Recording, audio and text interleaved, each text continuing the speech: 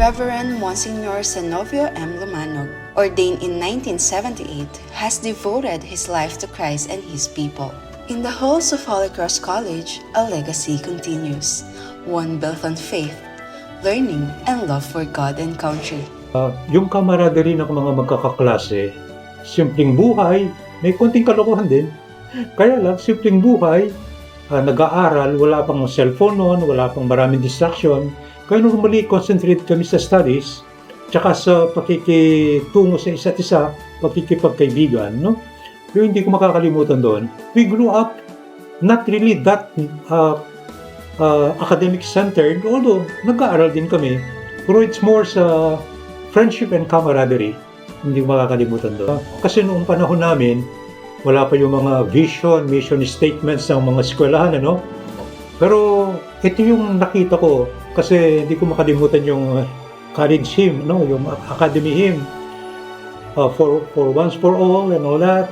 Tapos dun sa may huli ganito, in the halls of Holy Cross Academy, college ngayon, our knowledge and love of God and country. With humility and grace, he continues his ministry as chaplain of AUF Medical Center, offering comfort and presence to those who need it most.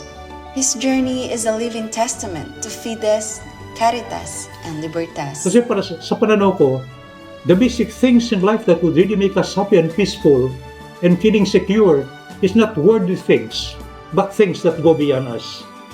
No? Values that go beyond our own limited human perception and values. Kaya siguro, kaya sa ating mga kabataan, kayo mga estudyante namin ngayon, sana huwag niyong kalimutan higher values. Hindi lang yung values dito sa mundo, kundi yung values that goes even beyond this world and beyond our own dito sa mundo. So yun, no, pwede kong sabihin. At huwag masyadong padadala sa mundo.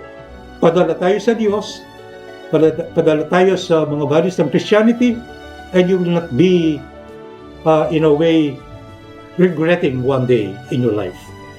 God bless you all. And by the way, sa ating anniversary, we are proud that we are alumni of the Holy Cross College. More power to all our students, more power to our formators. At tinignan ko yung vision ngayon, God-centered, formator of God-centered people. Tapos noon, no, sinasabi pa ron, ecologically engaged, service-oriented, and innovative. Sana sa ating mga formators doon, try to make this a part of the student's life. Hindi lamang utak, kundi kasama yung puso. Salamat po.